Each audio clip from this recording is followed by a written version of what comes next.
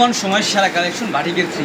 আজকে বাটিকের একটা প্রোডাক্ট আপনাদের তুলে দেখে দিই, আর যেটা অনলাইনে সব থেকে ভাইরাল এবং সব থেকে আধুনিক ডিজাইন এবং নতুন একটা ডিজাইন।